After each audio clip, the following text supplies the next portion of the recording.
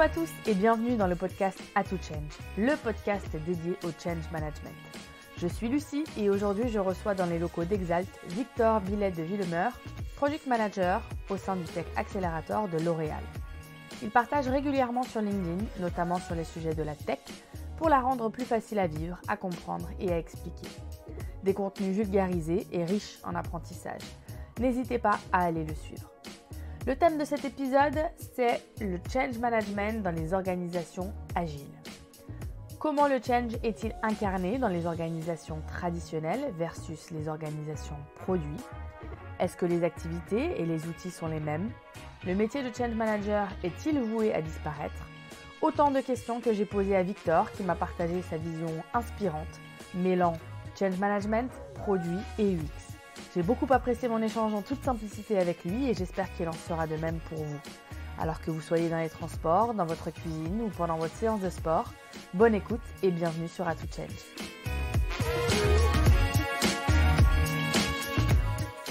Bonjour Victor et bienvenue sur le podcast. Bonjour, merci beaucoup. Avant de plonger au cœur de notre sujet du jour, pourriez-vous vous présenter en quelques mots? Ouais, avec plaisir, je suis Product Manager chez L'Oréal. Je développe des applications pour les employés de L'Oréal, des applications internes. Et je partage beaucoup de contenu aussi sur le job de Product Management, le digital, sur LinkedIn.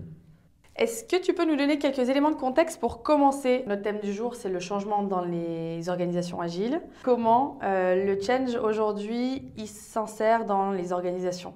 Est-ce que tu peux nous en parler un peu? Ouais, avec plaisir. En fait, historiquement, pour moi, le change, c'est une dimension assez forte des projets informatiques. Puisque à l'ancienne, on va dire, on avait souvent trois grands streams. On avait un stream orga, process, dans le cadre d'un gros projet IT. Donc du coup, on définit les nouveaux process et les nouvelles manières d'organiser les choses. On avait un grand stream qui était technique. Du coup, on avait développé les nouveaux outils, les nouveaux logiciels. Et on avait souvent un stream change également qui allait embarquer un certain nombre de choses, définition des nouveaux rôles, définition de nouvelles procédures et puis également ce qui allait être la formation pour le déploiement des outils auprès des publics cibles. Donc ça, c'est un peu le constat, c'est que historiquement, c'était une fonction hyper importante et qu'aujourd'hui, en product management, où on est sur des modes beaucoup plus itératifs, des équipes très pluridisciplinaires, j'avais l'impression que ce rôle, il était un peu oublié. C'est un peu, un peu un orphelin de cette changement entre le mode un peu traditionnel et le monde agile produit aujourd'hui. Ah oui, donc les organisations en cycle en V, comme on les appelle, à l'ancienne, en mode projet, et aujourd'hui, les organisations qui tendent un peu plus à se structurer plutôt produit, avec, comme tu le disais, des itérations et des équipes pluridisciplinaires très claires. Les fonctions de change ont été oubliées, en tout cas c'est ta sensation. Est-ce que c'est le constat partout et qui fait le change dans ces organisations produits? Oui, alors du coup, c'est important effectivement de dire que c'est pas partout en fait que c'est pareil, puisque si on fait une distinction assez basique entre du coup les applications B2C pour les consommateurs finaux, donc Amazon, site d'e-commerce, les applications B2B, donc pour les entreprises, donc par exemple Salesforce, SAP, et ce que je vais appeler les applications B2E, Business to Employee, donc typiquement ce qui va me concerner moi, c'est-à-dire l'entreprise, la DSI développe des applications pour ses employés. Du coup, ça va être un peu différent entre ces trois mondes-là. Parce qu'en fait, dans le B2C, la dimension de change, elle est implicite et elle est directement un peu intégrée dans l'outil, puisqu'on a besoin que l'outil ne requiert pas trop de conduite du changement pour fonctionner. Puisqu'en fait, si on va sur un site et qu'on n'arrive pas à comprendre comment l'utiliser, du coup, on ne va pas l'utiliser, le site ne va pas marcher. Et donc, en fait, on est obligé d'intégrer des éléments d'expérience utilisateur, un peu par défaut, par construction, pour que notre application B2C, elle fonctionne bien. Et donc, le change, quelque part, il va être intégré nativement par les UX designers qui vont construire ces produits-là. Si on prend le côté B2B, là ça va être un peu différent parce qu'on va avoir des applications qui vont pouvoir se permettre d'avoir une expérience utilisateur un peu plus dégradée. Donc tout le monde a déjà fait une note de frais sur un Salesforce ou un SAP et sait que c'est pas pratique, c'est pas super UX friendly. Et en fait, ce qu'on fait dans ces cas-là, ce que font les grosses boîtes, les grosses entreprises, c'est qu'elles ont une fonction qui va s'appeler soit Customer Success, soit Professional Services, qui vont en fait avoir pour rôle d'un peu déployer ces applications, ces nouveaux logiciels dans les entreprises, donc dans les business qu'ils adressent. Et du coup, c'est un peu eux qui vont récupérer cette fonction de formation, d'onboarding qu'on avait historiquement dans les acteurs du change, quoi. Donc en gros, B2C c'est l'UX, B2B c'est Professional Services.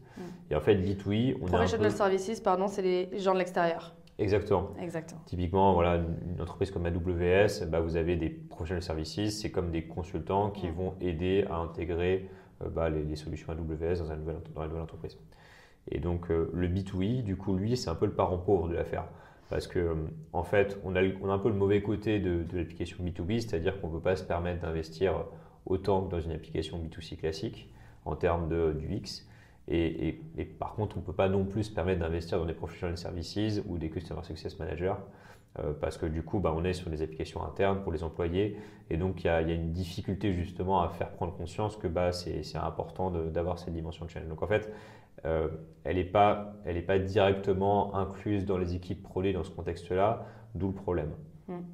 Et toi, donc, tu interviens spécifiquement sur l'environnement B2E. Et comment tu arrives à convaincre un CEO justement de mettre de la force dans les équipes, de dire il nous faut une ressource plutôt change pour avancer pour nos outils en interne?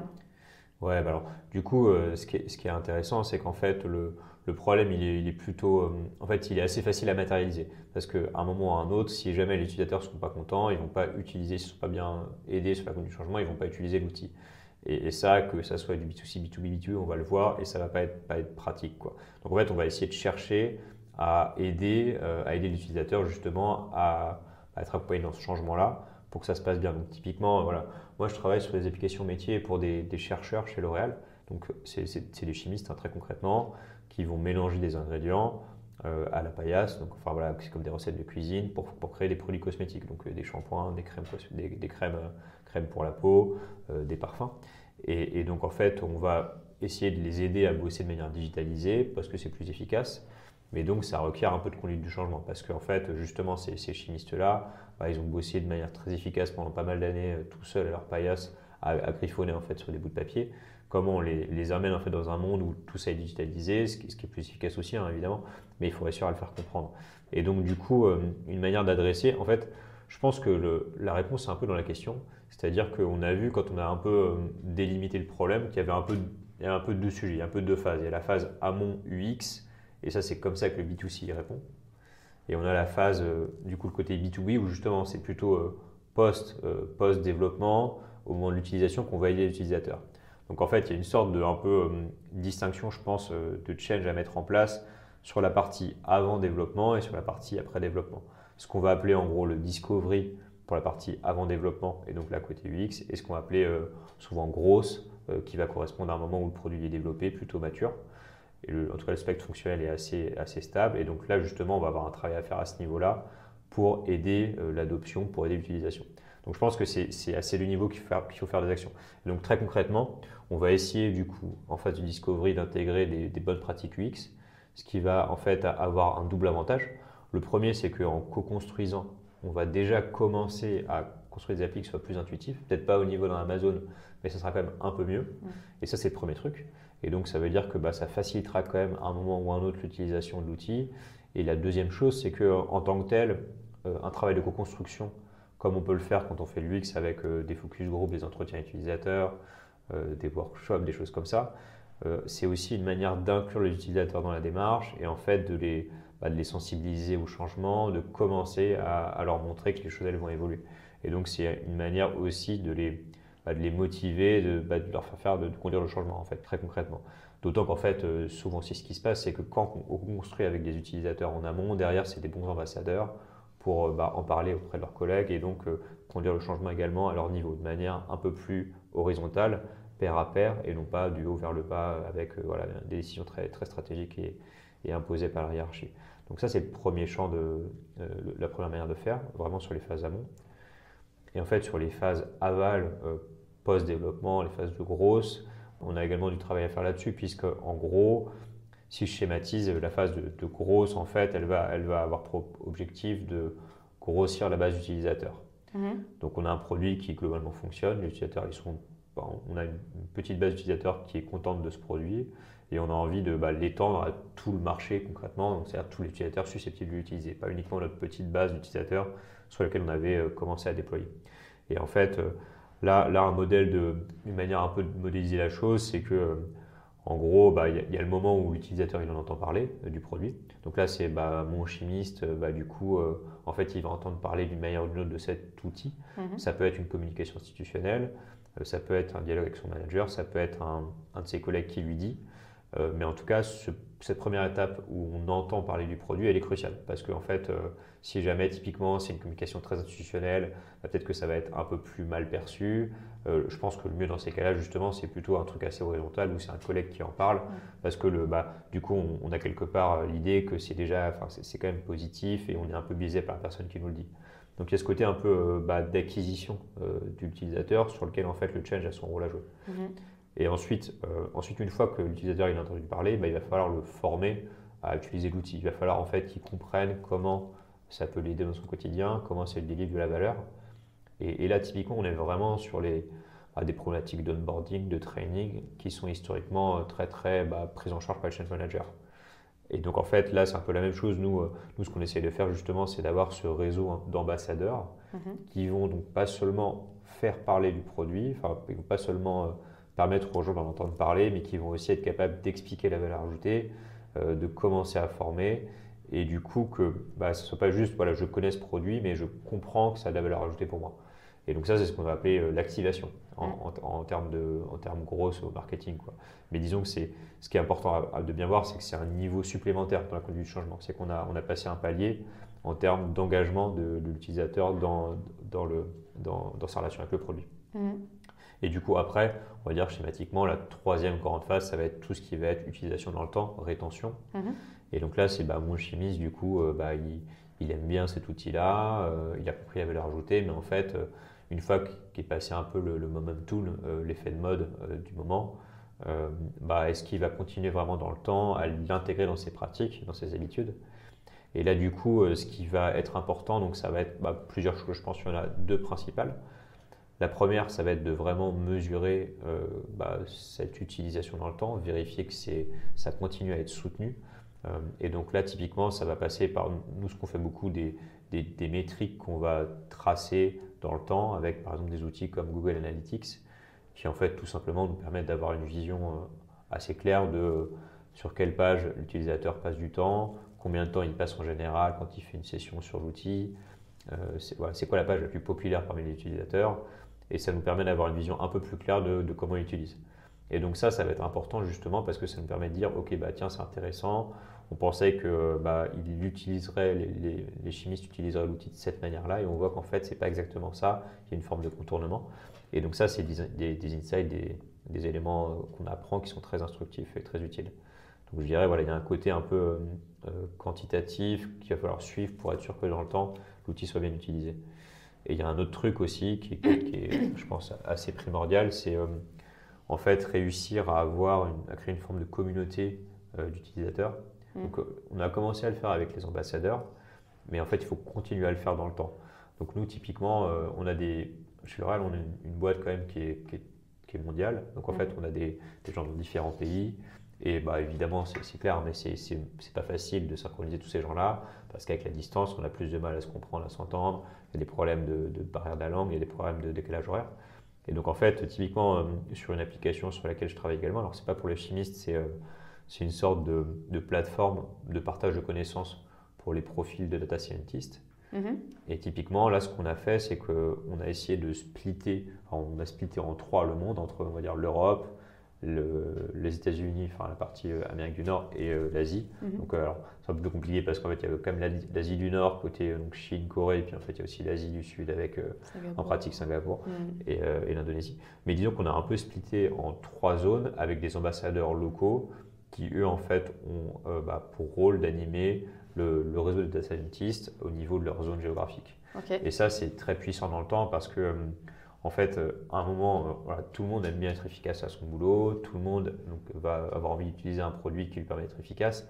Mais en fait, si on commence à aussi fédérer les gens au-delà de cet outil, en fait, en leur donnant envie d'échanger entre eux, de parler, puis se soutenir aussi mutuellement, en fait, c'est beaucoup plus fort et donc les effets de réseau vont jouer un peu là-dessus et ça va permettre aussi de soutenir l'adoption de l'outil, l'utilisation de l'outil dans le temps.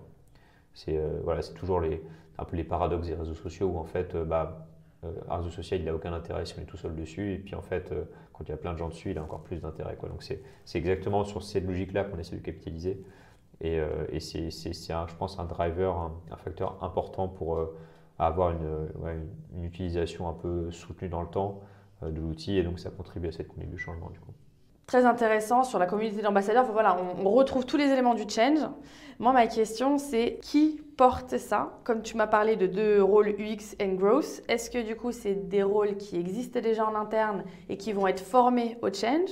Ou est-ce que c'est plutôt des change managers qui vont s'orienter vers des chemins UX and Growth? Alors c'est une bonne question. Je dirais, donc déjà, ce qui est clair, c'est que le rôle cible, comme on l'a dit, mais redisons-le pour que ce soit bien clair, c'est que il y a l'UX designer ou le product designer, le designer sur la phase amont, et un profil qui est, dont le nom n'est pas encore parfaitement clair, je trouve aujourd'hui, mais c'est soit un product marketing manager, soit un gross lead ou un product growth manager. Donc en tout cas, c'est un profil qui se charge de la growth sur la partie aval, post-développement pour l'outil. Donc la question c'est en fait, est-ce qu'il faut des gens qui sont nativement de ce rôle-là ou est-ce que c'est une sorte un peu de reconversion? Je pense que ça va dépendre un petit peu. Et est-ce que du coup le métier du change va disparaître? C'est une bonne question. Je pense que en fait, aujourd'hui, ce qui semble être la voie la plus logique pour les change managers, ça reste comme la partie un peu grosse aval, puisque en fait, en tout cas moi aujourd'hui sur les sujets de change, c'est vrai que on embarquait rarement les change managers direct dans la conception avec les designers sur la partie spécification. Donc la partie la plus naturelle, je dirais que ça serait quand même de reconvertir côté growth manager, côté product marketing manager. Mais je pense qu'il y a aussi je pense qu'en fait les change managers feraient aussi des très bons UX designers parce que du coup il y a ce côté un peu empathie vis-à-vis de l'utilisateur, essayer de vraiment le comprendre et de prendre conscience qu'un changement d'outil, un changement de workflow, c'est quelque chose d'assez significatif. Et ça, je pense que du coup, ça marche aussi très très bien à mon avis. Donc je dirais que ça va dépendre un peu. Ce qui est sûr, c'est que voilà, nativement, en fait, si on fait bien le boulot de designer, si on fait bien le boulot de growth, de marketing, de l'outil, en fait, on va intégrer ces éléments de change. Donc après, il faut trouver la bonne personne pour l'occuper. Et en parlant justement de ces différents métiers, on utilise différents outils. Et dans une organisation agile, il y a différents outils. On entend parler de planning stratégique, de spec, d'architecture évolutive, du côté data-driven, qui n'est pas forcément uniquement lié au produit. Mais en tout cas, c'est des outils que les product managers utilisent au quotidien. Est-ce que tu peux nous en parler un peu plus? Parce que les change managers, on l'a entendu sûrement parler, mais ils ne connaissent pas forcément bien ces outils qui seront peut-être amenés à utiliser demain. Ouais, tout à fait. Je dirais donc on va resegmenter un petit peu du coup le cycle de conception du produit, le cycle de vie. Donc on a la partie discovery au début, donc on va identifier ce qu'on veut développer. On a la partie delivery où on va développer du coup, et on a la partie grosse, la troisième partie où en fait on a un produit qui mature et on fait grossir sa base d'utilisateurs. Donc du coup en phase de discovery, on va essayer d'identifier précisément le bon problème sur lequel on veut se focaliser et puis ensuite trouver la solution pour ce problème. Donc en général, ce qui va bien fonctionner, ça va être des outils collaboratifs comme Miro ou Klaxoon qui vont permettre de faire des brainstorming, de stimuler un peu l'intelligence collective. Et ensuite, quand on va du coup faire ce travail d'identification de problèmes, d'identification de solutions, ce qui va nous aider, ça va être aussi de commencer à formaliser des prototypes, commencer à formaliser une version de l'application qui ne soit pas codée vraiment, à proprement parler, mais qui soit une sorte de prototype, de maquette. Et donc ça, un outil qu'on utilise beaucoup, nous, c'est Figma, qui est très pertinent parce que ça permet d'avoir des interfaces très réalistes, mais beaucoup moins chères que si on devait les développer. Et donc, ça nous permet de gagner beaucoup de temps. Un autre outil enfin, du coup, parce que là, donc, on a identifié le bon problème, bonne solution, et la bonne solution, et on l'a matérialisé dans un prototype. Ce qui est utile ensuite, c'est de tester ce prototype.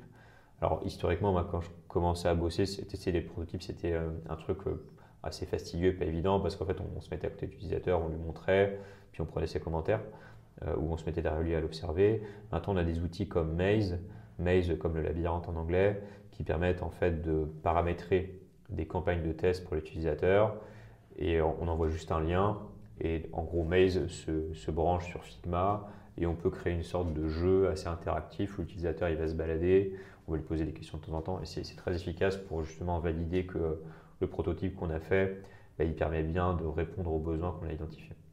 Donc ça c'est la partie discovery. En phase de delivery, pour moi, il y a besoin de deux grands types d'outils. Il y a un outil de gestion du backlog, c'est-à-dire des tickets de développement qu'on va construire avec les développeurs. Donc ça, il y a plusieurs outils qui existent. Le plus courant de gestion du backlog, c'est Jira, donc qui est assez connu.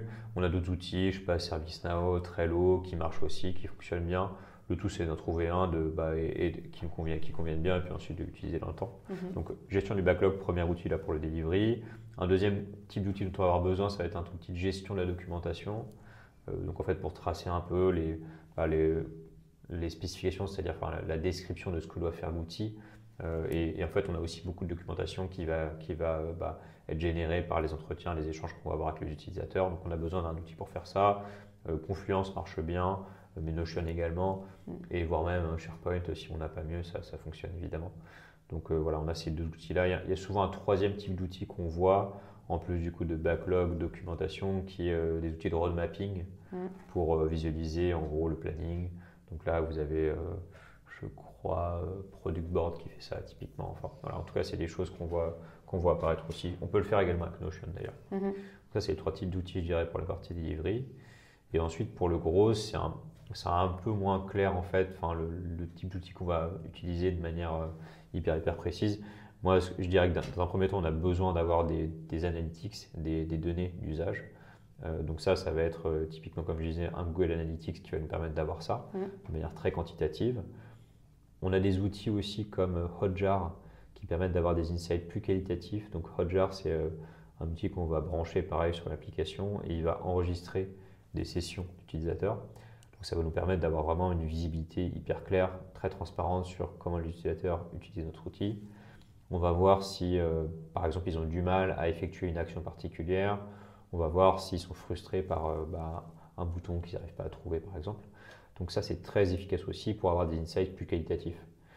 Et ensuite, sur tout ce qui est gros globalement, donc là, on va réussir à avoir un diagnostic grâce à ces sources de données quantitatives, qualitatives.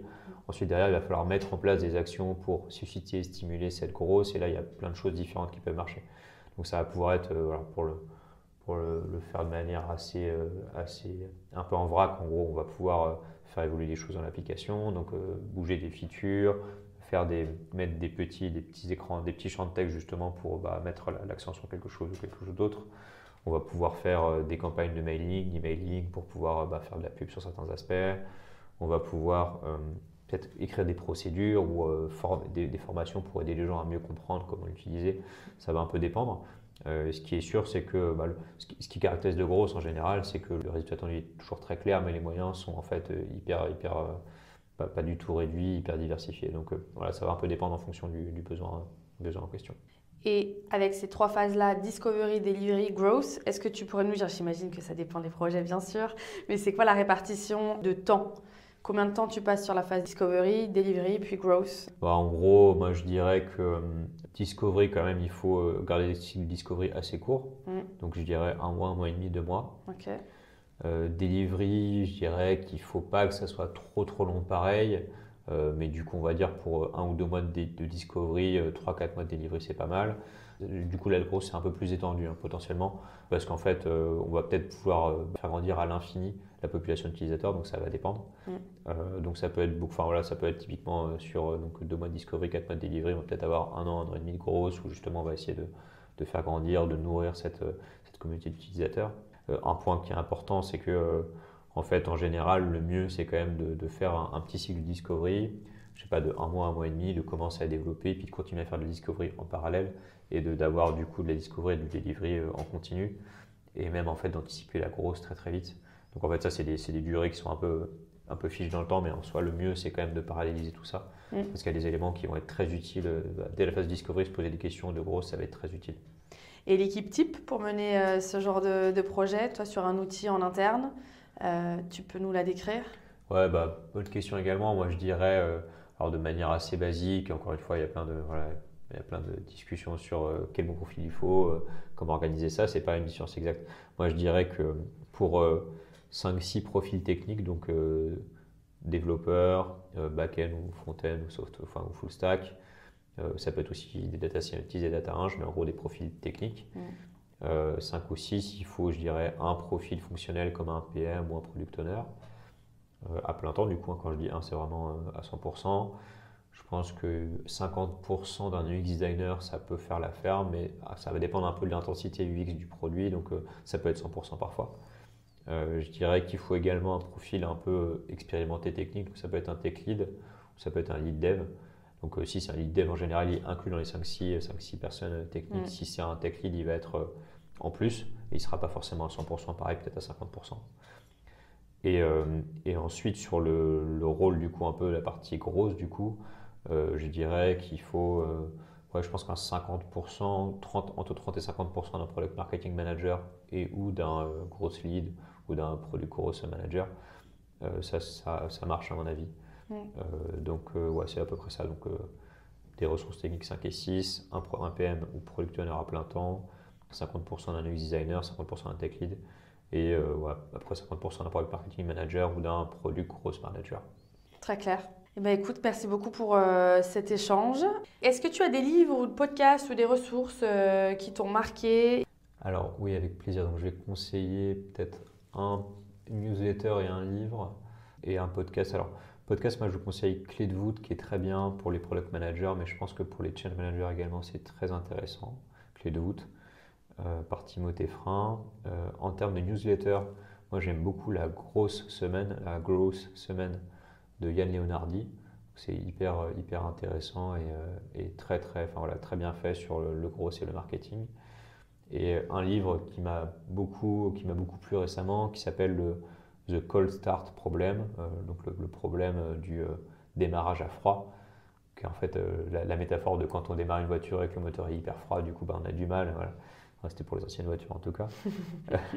Et donc le Cold Start Problem, c'est un livre qui va présenter différents produits qui en fait ont tous pour point commun de reposer sur une grosse communauté d'utilisateurs. Ça peut du coup donner l'impression que c'est que pour des produits type réseaux sociaux. Et en fait, c'est beaucoup plus large que ça, beaucoup plus fort que ça. C'est plein d'enseignements hyper utiles sur le lancement d'un produit et du coup soutenir la growth dans le temps. Super, merci pour ces conseils. On va aller écouter ça, lire ça, s'inscrire à la newsletter. Un petit mot de la fin. Merci pour votre accueil, c'était super sympa, très très cool. Merci beaucoup Victor et puis à bientôt sur A To Change. Cet épisode est terminé. Un grand merci pour votre écoute. Nous espérons qu'il vous aura inspiré et que cet échange avec Victor vous donnera des clés concrètes pour tester de nouveaux outils, monter en compétences et peut-être même de passer en mode produit. Si vous avez apprécié, n'hésitez pas à nous soutenir en vous abonnant, en partageant le podcast autour de vous ou en mettant la note de 5 étoiles sur Apple Podcast ou Spotify. Et avant de vous laisser, un petit teaser. Connaissez-vous notre format court l'atout ? 10 minutes pour découvrir une méthode ou un outil et en faire un nouvel atout à glisser dans votre manche de Change Manager. Un indice pour le prochain, Victor a évoqué cet outil durant cet épisode. Vous l'avez ? Réponse la semaine prochaine. À très vite sur A To Change.